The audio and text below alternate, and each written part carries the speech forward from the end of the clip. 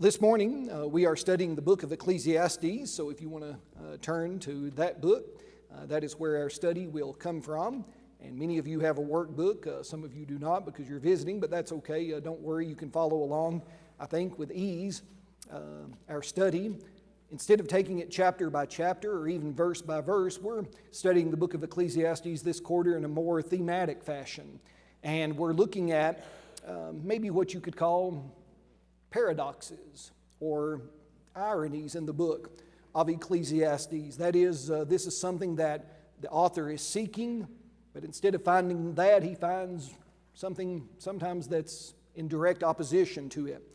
And so this morning, the lesson is entitled, Seeking Success, Finding Failure. Seeking Success, Finding Failure. Success. How would you define it? Well, each of us, if we were to be asked that question, would perhaps have an answer that was both similar in many respects and yet unique to maybe our own perspective in life.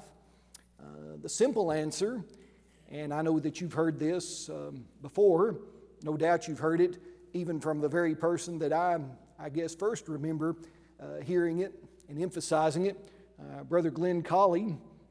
I remember, I don't know how many years ago, if it's been 20 years ago, it may have been that long. He said his simple definition of success is going to heaven and taking as many people with me as possible. And that's a good definition, isn't it? I can't think of a better way to encapsulate what the Bible teaches about success. Going to heaven when this life is over and living in such a way that while I'm here on earth, I can hopefully influence many others to join me. And that's what the Christian life is all about. But because this is graduation season, you'll hear a lot of commencement speakers address that topic of success. That is, if you choose to go to graduation ceremonies. Friday, we were privileged to be at the graduation, one of the two, at Tennessee Tech in Cookeville. They have so many graduates, they have to split their graduation ceremonies into two separate ceremonies, but our nephew, Amy's brother's son, our nephew Dale, graduated, and so he was in the 9 o'clock graduation ceremony. Mason from our congregation that we all know and love, Mason graduated in the latter session that day at 2 o'clock, and the speaker was a gentleman that had come to Tennessee Tech I think almost 40 years ago. I think he graduated in the early 1970s, late 1960s. I can't remember exactly. I was paying attention, but I wasn't taking copious notes. But he had come to Tennessee Tech from India and had obtained an advanced graduate degree in finance, and then had gone on and has gone on to achieve international success and recognition in the banking and finance industry.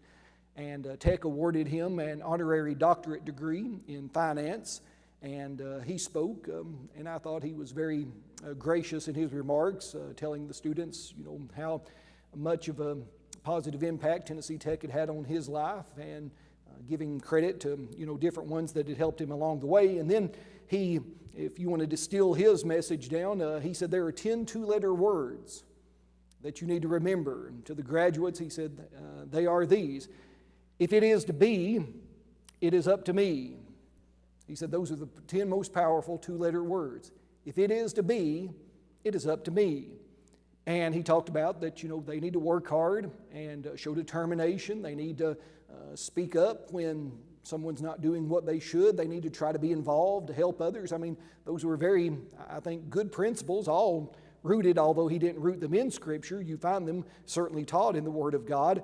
But you'll hear many people, give that same sort of slant on success. I have to do what I need to do. I need to work hard. I need to be tenacious. I need to, go in early. I need to stay late, and all of those sorts of things. And there's some merit in that. I'm not dismissing that. And even the book of Ecclesiastes and Proverbs talks about diligence in our work. But those things will not ultimately lead to success apart from the blessing and the help of God. And that's where we need to really keep our focus on. What is the definition of success? Many people would say, well, it's just the idea of getting out and making lots of money and being able to acquire whatever goods in life I might desire with that money from the job that I work. In your handout or in your workbook, Cowboy commentator Will Rogers, he, however, noted a problem, and he said more than a century ago, quote, "Too many people spend money they haven't earned to buy things that they don't want to impress people they don't like." There's a lot of truth in that, isn't there? And it's only intensified probably in the last 100 years. Contradicting Paul in 1 Timothy 6 verse 10, who warned us that the love of money is the root of all evil, not money itself, but the love of it. Mark Twain, he said the lack of money is the root of all evil. Well, Twain was known to try to goad Christians and poke fun at the Bible, and this is just one example of that. The lack of money is the root of all evil. We know who's right, not Mark Twain, but the Apostle Paul. But Francis Bacon wisely told us, money is a great servant, but a bad master. And so how do we find success or seek success and in turn find failures? It's all just about the dollar signs. Going back to the Tennessee Tech illustration, if you go to their website and look at the different programs of study that they offer, and this is just something that was of interest to me, you can find, of course, the curriculum that you will be expected to study if you are to complete a degree in that program of study. But then they have something, and I don't remember exactly what they label it as, maybe employment outlook or something along that line. It's basically, if you study this and obtain your degree, what can you hope to do? And tied to that kind of outlook perspective is they have a starting base salary number to make an appeal to, of course, prospective students. If you obtain a degree in this area, this is what you can hope or expect to earn, upon your graduation. And I just played around with that yesterday afternoon, kind of in preparation for this lesson, and I just went to kind of a contrast between two things. Public educators, and we have some in the audience, some that have already retired. Public educators, if you get a degree from Tennessee Tech, what do you think they're listing as your average starting salary is? Any guesses? I don't know if this is just across the state. I assume maybe it's across the nation. Average starting salary, basic entry-level teacher, $27,000 a year. I thought that was a little low. I don't know how they calculate benefits and other perks in there. $27,000. And we need good school teachers, and maybe one of the reasons why we don't have as many, maybe that's part of the reason why. On the other hand, if you go to a tech graduation, what you will be impressed with is, and you see anything from their advertising, the program of study that butters the bread of Tennessee Tech University is what department? Can you guess? The engineering department, yeah. And they were awarding doctorates in engineering from students from all over the world yesterday. People come to Cookeville, Tennessee from all over the world to study engineering. You go to the College of Engineering, you click on, your employment outlook or whatever outlook, starting salary for an engineer with a Tennessee Tech degree. Anybody want to guess the number? $103,600 and something odd dollars. Graduating as a 22-year-old average salary, what their research suggests, you're going to come out and you can supposedly, get a job straight out of school making six figures as an engineer. Well, that's impressive. Now, if you're skilled at math, do you want to be an algebra teacher in high school or teach fifth graders, or do you want to be an engineer? It's a pretty easy calculation to make, and I'm not good at math, so I could be neither. But we need good engineers and we need good school teachers. But that idea of success, which one's more successful, the engineer or the teacher? Thought-provoking question, isn't it? This engineer is successful when he designs a bridge that we can drive our automobiles across without it collapsing under us. I'm thankful for good engineers. But that teacher, if she's just making $27,000 a year, or he's just making $27,000 a year, but he's helping a child who maybe came from less than an ideal, home life or background to believe in himself or herself and to, break maybe a family cycle of dysfunction and reach greater heights than they would have otherwise, that teacher's just as successful, if not more so. And so that's a big introduction to just say in your handout, in your workbook, seeking success, finding failure. What's Ecclesiastes say about it? The wise man, whoever he be, if it be Solomon or someone else, we said the authorship is somewhat unknown. We cannot pinpoint with certainty. Many people believe money solves all problems. Ecclesiastes 10:19 says that. Money answers everything. Money solves everything. Money makes the world go round, even what we say. Jesus said, though, that a man's life does not consist in what?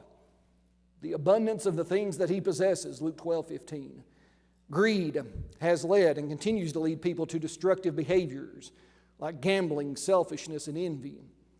Tennessee is the number one state, and this is sad to say, and we probably need to talk about it more than what we have, but it's the number one state for online gambling now in the 50 United States. You think about Las Vegas, or you think about going to Tunica or to Cherokee or to one of the Indian Native American reservations. They can promote gambling because they don't pay taxes to the federal government, and they've kind of exploited that little loophole, if you will, and I'm not going to debate that politically with you this morning, but as it relates to gambling online, which is where the greatest growth in the gambling industry is, leading the way, the state of Tennessee. But shouldn't be proud of that. And, even the advertisements, whether it's the lottery for education, these are my imaginary quotation marks, or whatever, as you're encouraged to gamble responsibly. And if you've got a problem, what do? You need to call a number, as if calling a number will automatically solve the problem that you have. But it's a very, very big problem. And a lot of people are ruining their lives and careers and marriages and families, and all out of greed. Paul said greed is akin to, not just akin to, maybe tantamount, the same thing as idolatry. In Colossians 3, when we read that list, and Paul gives us this list, or one like it in several places, most often we might think of the works of the flesh in Galatians 5, and we remember that catalog of sins. Colossians 3 and verse 5, Paul said, put to death your members, and again there's some overlap between where he gives this same sort of list elsewhere. Fornication, uncleanness, passion, evil desire, and those are all bad things as it relates to illicit sexual activity and behavior. And the Gentiles of the first century world were very, I guess you could say, very adept at inventing ways to commit these types of sins. And the 21st century, we've done the same with internet pornography and all of that. So all of that, we say, well, stay away from that. That's bad stuff, and it is. It's not that it can't be forgiven, but these things the people of God who are called to be holy will avoid. But then he says covetousness. And that echoes back to the last of the 10 Commandments, do not covet. What's coveting all about? Well, maybe before we define what coveting is all about, he adds it's this serious because covetousness is idolatry. And idolatry is usually just that term that we reserve for people either in the ancient world or even in the jungles of South America today or the bush country of Africa. Idolatry is all about making some sort of wooden idol, or my buddy Doka, that was from the bush country of Nigeria. He talked about his daddy, went out and cut a tree down and he carved it, and then he brought it in the little mud hut that they lived in. He said, this is now our God. And he said, even as a little boy, I was looking at that and scratching my head, said, Dad, that's nonsensical. You cut it down. You carved it into something, and now you're saying that it's powerful or that it's responsible for us. He said, that didn't add up to me when I was a little boy. And thankfully he escaped that. His father has not as of yet, my last time I spoke with him. But idolatry, that's what we think, bowing down to some image of some sort. But America today is a land of idolatry. It's not as popular as it once was, but we've even got a show by the name, don't we? American Idol. And, singers, celebrities, sports culture, entertainment industry, that's part of it. But as well, idolatry is related to covetousness. Covetousness, how would you define it? It's simply the desire for what? Money, or I would use another M word, the desire for more. It can be money, and most often is, but it can be the desire for just more. And unfortunately, we have constructed an economic system that feeds and fuels that. Again, I'm not running for office, and I don't claim to have all of the answers, and there is great debate on either side of the aisle about how we should do economic policy in our country. And as is typical, I want to make everyone mad. I'm an equal offender, so I want everyone to be mad. I think both sides, primarily, of course, there are just two sides on the issue. Both sides have some good ideas, and both sides have some very foolish ideas. And I don't know, truth may be somewhere in the middle, and no one wants to come toward the middle. It doesn't appear to me, but the idea that we should collectively try to help each other, that's a good idea. The idea that we should work hard and make our own way, that's a good idea. We have to balance all of those sorts of things. But our system, capitalism, as it has been kind of promoted to us, is the idea that you always need something new and improved, something better. You remember the old commercials, I think it was, and I don't even know if do they still make Formula 409? Remember the cleaner 409? And I remember, at least I don't think I'm inventing this, this is back in the 80s, when special effects weren't that good. It says, you know why there's not a Formula 410? The little guy would pull the trigger and it'd be like a Star Wars laser and it'd just like shoot out and it'd blow a hole in the wall. They said Formula 410 was too powerful, so you got to hold it back to Formula 409, to clean your shower or whatever, your kitchen counters. But the idea, the catch line was, it's what? New and improved. Mama might have used baking soda and white vinegar and elbow grease. And that was a good cleaning formula. Ideally, there's kind of a return to those natural substances now instead of the chemicals. But, you've got to have something new and improved, cars and otherwise. Well, we have to get on. There's the emptiness of material success. The wise man says he's going to pursue material things, but they'll feel meaningless. Look in chapter 1. We won't read it its entirety, but Ecclesiastes 1, verses 3 to 11, the opening poem. What profit does a man have for all of his labor, which he toils under the sun? The commencement speaker will say, well, you'll gain success.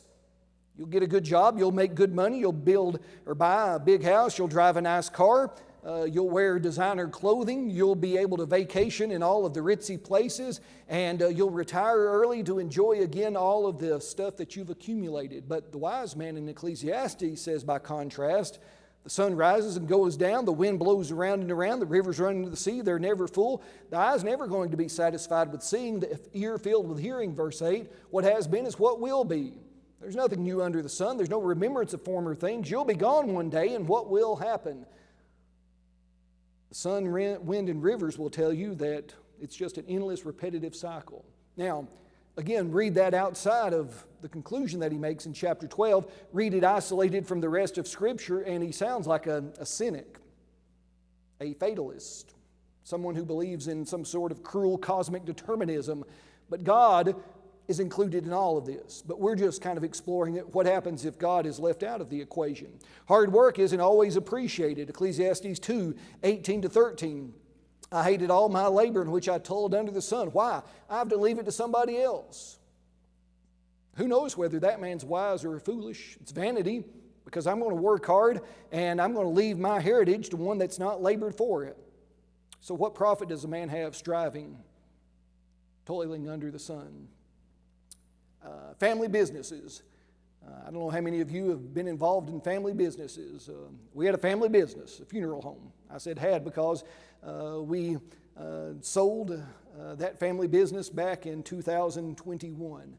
Or 2020, excuse me, the deal, some other things finalized a little bit later, but a family business. There's no business like family business, right? Some of you that have had a family business, you know what I'm talking about. Family businesses are usually lost in what generation? According to business experts. Third.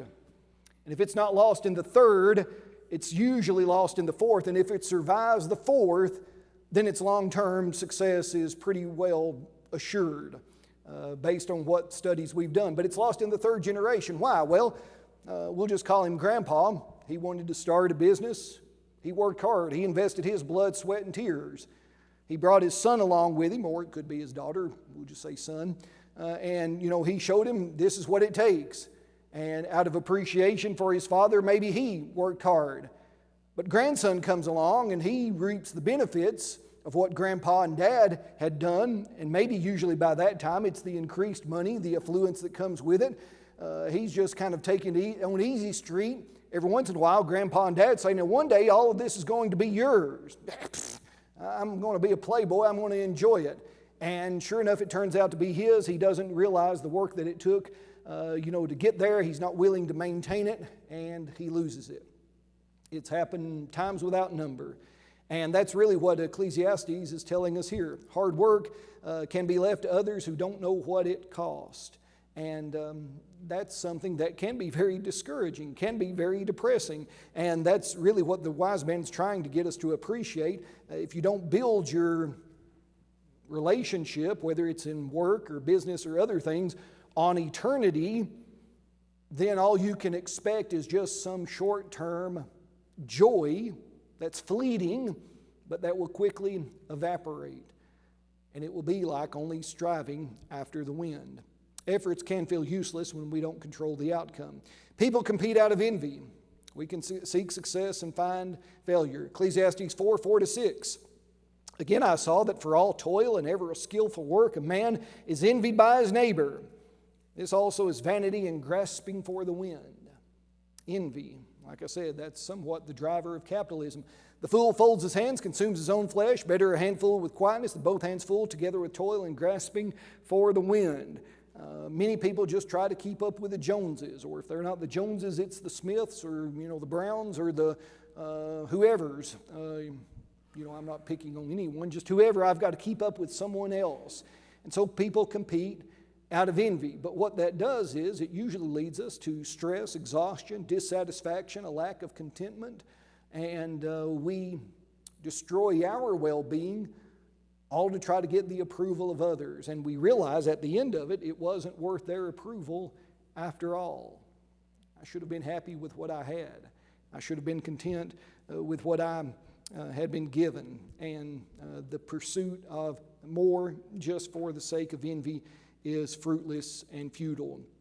Success doesn't bring lasting satisfaction. Again, this is not the standard fare of commencement addresses, although maybe it should be. I've not been asked to give one, but if I were, maybe I would take as my objective the exposition of Ecclesiastes 5:10-12. I don't know how well this would go over if you stood up before a crowd of young people just about ready to enter the job market and say, "He who loves silver will not be satisfied with silver, nor he who loves abundance with increase. This also is vanity." Now listen to verse 11. The Bible is true. You don't have to, doubt that. But sometimes when we re-examine its precepts and its truthfulness, both from ancient times as well as in its modern day application, it's just so stunning how the wisdom of the Bible, is evident. Here's one of those occasions. When goods increase, they increase who eat them. So what profit have the owners except to see them with their eyes? The sleep of a laboring man is sweet, whether he eats little or much, but the abundance of the rich will not permit him to sleep. When goods increase, they increase who eat them. The more that you make, the more that you're what? Usually going to spend. The more that you acquire, the more that you have to upkeep. And that was true again centuries ago. We don't know the exact date of the writing of the book of Ecclesiastes. Most people put it somewhere 800 to 700 years before Christ. And so now we're looking at a document that's almost 3,000 years old. And this principle that is here described is still just as relevant as it was when the ink was drying on the page upon which it was written. When goods increase, they increase who eat them. We've all had that experience to say, well, if I can just, make this or get to this number or acquire whatever this thing is, then I'm going to be set. Only to find out what happens when you get it. I don't remember, it's an old illustration. Preachers have used it since, I don't know how long, as long as I remember. Whoever the guy was originally, I'm sure a similar incident has played out, but whoever the rich individual was that was interviewed a long time ago wanted to know how much money was enough or how much money he wanted. Maybe that's the way the question was worded. How much money do you want? How much money do you want to make? And even though he had an exorbitant amount of it already, his answer was, just a little more. And that's the way that it is. If you love silver, you're not going to be satisfied with silver. If you think, if I can just, make it to this number, then I'm going to be content. But if you tile your contentment up in that number, once you reach it, you'll say, well, just a little more than that, and then I will be. It's always elusive. It's the old cartoons that I watched as a kid. It's when, you would tie some sort of contraption on the head of the dog, and put a hot dog on a string in front of him and, make the poor little dog, chase the hot dog on the end of the string. And we laugh at that and say, silly dog. But so many of us, we're doing the same thing. We're going around and it's a dollar sign out there and, we're chasing it, and I'm never going to be able to reach it and grab it, but I keep running after it. So success doesn't bring lasting satisfaction on its own without including God. All the labor of a man is for his mouth, Ecclesiastes 6 verse 7, yet the soul is not satisfied. There's the key. The soul is not satisfied. There's something else, in other words, that is responsible for our satisfaction. There's something else that we must pursue in order to find that contentment that we all desire. True rest and peace are hard to find for the wealthy. Now, I don't know if it's unique. Some of you who have owned family businesses, you tell me if it was the case in your business or not. I can tell you in the family business, if it's a family business related to the mortuary industry, to the funeral home, there's never any rest. And I know that's part of the nature of the industry. People die at very inconvenient times. I'm sorry, so don't do that, okay? I'm just giving that's your friendly funeral home director reminder. Don't die at an inconvenient time. I've been singing, happy birthday, bzz, bzz, happy birthday, oh, got to go, and that was it. And so just watch the boys blow out the candles, and I'm off to Nashville or some exotic location, to pick up a customer. But most family businesses, there's no rest. Work doesn't, you don't clock out and say, I'm not going to worry about it till in the morning. It follows you home. It follows you on vacation. Interestingly, preaching's much the same, but I'm not complaining about that. It's just the nature of the way it is. And so the sleep of a laboring man is sweet, but the abundance of the rich will not permit him to sleep. The abundance of the rich there, whether it's talking about his financial assets or just the responsibilities that he has, or both and, sometimes it's hard to find rest. The future is uncertain, and that makes material success empty. Wealth can be lost very quickly. Verse 13 of chapter 5, following what we just read, there is a severe evil which I've seen under the sun. Riches kept for the owner to his hurt. That's an interesting idea, isn't it? Those riches perish through misfortune. When he begets a son, there is nothing in his hand. He came from his mother's womb, naked shall he return, to go as he came, and he shall take nothing from his labor, which he may carry away in his hand. And this also is a severe evil. Just exactly as he came, so shall he go. And what profit has he who has labored for the wind? All his days he also eats in darkness, and he has much sorrow and sickness and anger. That sounds very depressing and discouraging, doesn't it? But it's the idea, again, apart from having some greater goal in mind that reaches past this life and what it offers, something that touches eternity must be factored in to our satisfaction if we are to enjoy it. Simply pursuing the things of this life and the success that we can have here and now is just a dead-end venture. And Jesus in Luke chapter 12, there at the bottom of your handout, verses 16 to 21, told it in very poignant terms about the rich man. He's not condemned for being rich. He's not condemned for his, apparent good stewardship and wise business acumen. He's not condemned for any of that. He's in the agricultural business, and he has planned and no doubt invested and wisely considered all of the things that were necessary for him to have a good harvest. Now, maybe there is a subtle idea. This is, if you're doing parabolic interpretation, something maybe to factor in. Because he was in the agriculture business, like perhaps no other business, that is dependent upon God. After all, rain and sunshine, you can't make those on your own. You have to have God's assistance in doing that. But this farmer had a bumper crop. He said, I've got barns, and up to this point, they were sufficient, but now my harvest is so bountiful, I've got to tear them down, I've got to build bigger barns. And this is such a windfall of, success. This is it. I've made it. I can kick back and say, soul, take your ease. Eat, drink, and be merry. Retirement is here. The good life, you've reached it. And you remember that he was interrupted in all of that joyful self-congratulations by whom? You remember who interrupted him? The Lord. Yeah, the Lord said to him that night, the old King James, thou fool. That's pretty powerful to think about God speaking from heaven. Now, Jesus is telling a parable. He's not suggesting this was, as it were, a real-life occurrence, but he's making a point. It's an illustrative story. The Lord speaks, thou fool, tonight. What? Your soul will be required of you. Then, you remember the follow-up question? Who or what will these things be? What will they be worth to you then? Who will they go to?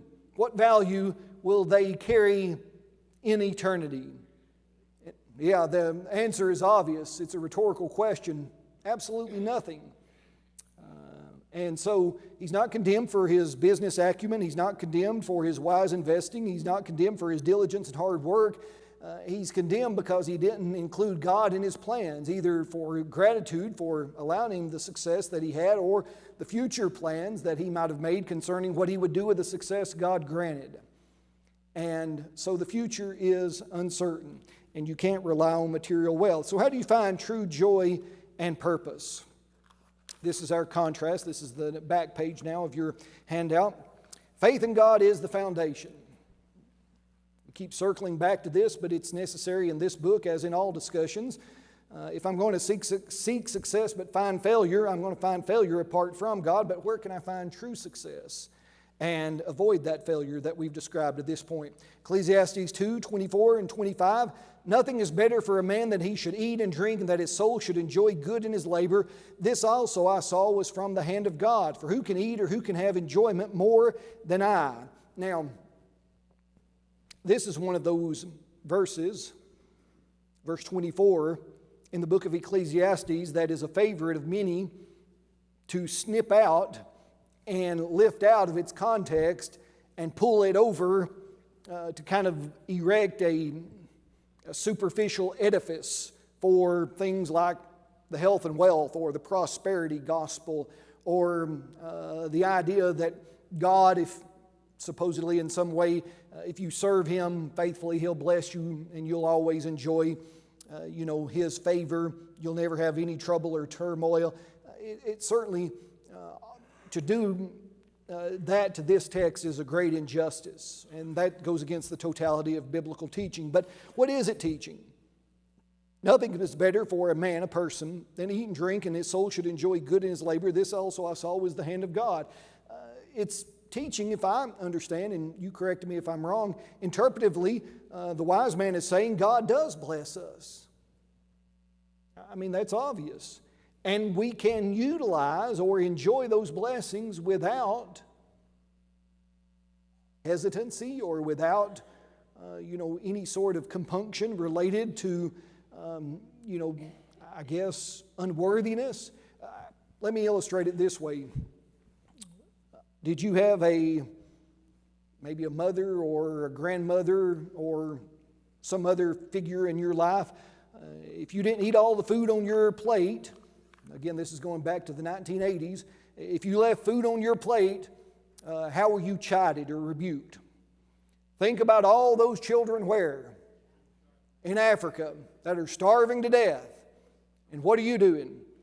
You're feeding Fido. You're throwing the food out. And I know people that would rather feed their dog than eat themselves. That's a separate discussion. That's okay if you're one of those people. But, you were told somehow you shouldn't leave any food on your table because of those commercials, and they were gut-wrenching and tear-jerking that they would show during that time period of little children who were literally starving to death. And I have great sympathy. That's still happening in certain parts of the world, as sad as it is to think about in the 21st century. But you were almost made to feel, guilty. Look at these blessings that you have. And interestingly, Christianity has been plagued with that problem since the early centuries. There were a group of individuals, some call them the Desert Fathers. The Desert Fathers, they just kind of looked around at the affluence in the centuries after Christ, and they said, all of this wealth, all of this commercialism, all of this abundance, it's not the Christian way. And so, as their name suggests, the Desert Fathers, they just went out and they lived in caves in the desert. There's a lot of them in that part of Palestine, and they were ascetics. They lived on the bare minimum.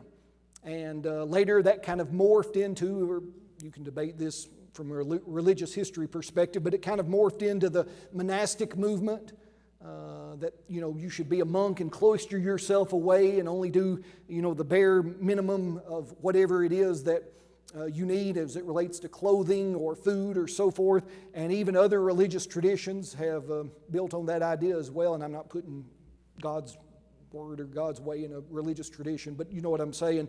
Hinduism, Buddhism, and a lot of Asian religions, practice that. You need the bare minimum of food. You need the bare minimum of material goods. You need just to live, as very basic as you possibly can. And the aim, the ambition is noble, but here the wise man says, enjoy what God gives you. Enjoy it. Now again, there's a balance between what you do in that regard. Should we enjoy and hoard what we have to the neglect of helping those that are in need? No, not at all. Matthew 25, maybe among the most frightening words that Jesus spoke when he said, I was hungry, to the unrighteous, those on the left hand, I was hungry and you didn't what? Feed me. I was thirsty. You didn't give me anything to drink. I needed clothing. You didn't what? Provide it. I was sick. You didn't visit me. And they make the objection, Lord, we never what? We never saw you in any of those predicaments. But he said, you most certainly did. Because when you saw other people in that shape, you saw me. And you did nothing about it. And I have to tell you, that's a little bit haunting to me. When I think about the times that I could and should have assisted. And again, that's a separate debate on whatever, panhandling and the way that people game the system. And, I know all of that when it relates to benevolence and things of that nature. But here, he's telling us, enjoy life. Don't feel guilty about doing that. And I think that's something that maybe we don't emphasize as often as we should. Contentment leads to happiness. Being content with what we have. 1 Timothy 6:6-10. If you come to the New Testament, of course, that's the passage we've referenced already. The love of money is the root of all kinds of evil, but contentment with godliness is great gain. We brought nothing into the world, we'll take nothing out. Understand what the goods of life are to be used for. Not to be hoarded, to be used, to be enjoyed, but you're not going to take them with you. Put your trust in God. Life is a journey and not just a goal. Look in Ecclesiastes 11, verse 6. There, the Bible says, in the morning sow your seed, and in the evening do not withhold your hand, for you do not know which will prosper, either this or that, or whether both alike will be good. There's the idea, and I think the wise man is telling us here that life is a journey. It's not just a goal. And when I say a goal, you said earlier that, the definition of success was going to heaven. Shouldn't heaven be our goal? It is. But I think what he's mentioning here is life is a journey. That is, we're walking or should be walking this life with the Lord. And its twists and turns and its ups and downs, He'll lead us through them. And yes, we have a final goal, a final destination, but it's a journey to get there. The metaphor of walking is used repeatedly in both the Old and the New Testament. And there's a reason why. If you wanted to get somewhere in the ancient world, what'd you do? You walked. You might ride a camel or a donkey or some other beast of burden.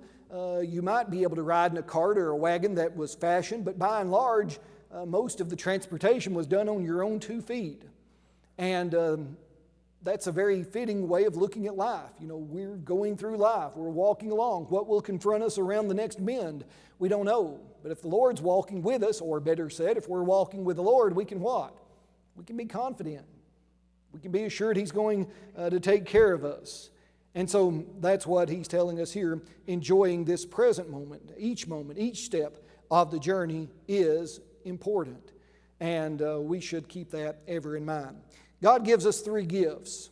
And if you look at the book of Ecclesiastes as well as the totality of Scripture, these will reappear again and again. God gives wisdom. James chapter 1 verse 5 says, if you need wisdom, ask God. That's not to say that there's someone who doesn't need wisdom, so they shouldn't ask God, but it's for all of us. We all need wisdom. Ask God. And I try to do that daily. And if you don't, I would encourage you to begin doing so. Wisdom is knowing how a course of action will ultimately turn out. I like as it's worded here, I put it, wisdom is the ability to see life from God's perspective. Now, you can't do that with totality. I'm not claiming that you can. But if you can try to look at life and see it as God sees it, you'll be a wise person. It'll alter the way you live, the choices you make. Wisdom is informed by knowledge. Learning from experience leads to understanding. There are facts to be learned about life. And as we learn those facts, we can incorporate it into what we do, future. I learned, I was probably, 8 or 9 years old, that you don't take a push mower under an apple tree with rotten apples on the ground. Why? Yellow jackets, right? Yellow jackets love rotten apples that fall off a tree, and the buzz and vibration of a push mower angers them. And so as I ran, in haste away from that, I filed that away. I was smart enough that the next time I was mowing, I gave them a wide berth. I told Daddy, you can weed eat that if you want to. I'm not going to get near those. We learn lessons all through life, so take that knowledge. And then joy. Happiness isn't tied to wealth. Happiness and joy are not tied even any external circumstances entirely, but they're tied and found and anchored to our relationship with the Lord. Well, I'll leave you with 5 discussion questions there, and you can work on them on your own, work on them with your spouse or whoever you'd like to if you'd like. But, our current culture promotes materialism. That's just a fact of the matter. The preacher discusses, I didn't use this terminology, I guess, but I think he's describing the working materialist, the individual that's only concerned about this life and its goods. Do you agree or disagree with that? You can think about that. Secular standards of success tempt us to anger and greed just because we live in the culture that we do, and we continually are bombarded by the advertisements to do what everyone else does, so we have to push back against that. The virtue of contentment. It's one that is needed, but it's very difficult to cultivate. So how can we do that better? And then, is it possible? And this was a question that maybe if I really wanted to open a can of worms, I would have asked it, but time's run out, so you'll just have to use your own time to debate this. Is it possible the church might be encouraging materialism unintentionally, and if so, how? I think that could be a real issue. And oftentimes, maybe it's even seen in leadership. And what I mean by that is we look at people who are successful by the world standards and we think those people are maybe by default successful in the Christian life when it may not be the case at all. Being a Christian doesn't require you to be materialistically wealthy. Being a Christian doesn't guarantee that, and so maybe that's something to think about and ponder. But I'll leave that to you. Next week, we'll talk about seeking control but finding chaos. We all like control, but it's a very dangerous thing to pursue, and the wise man will tell us all about that next week. Go ahead and read through and be prepared for that class. Thank you for studying with us.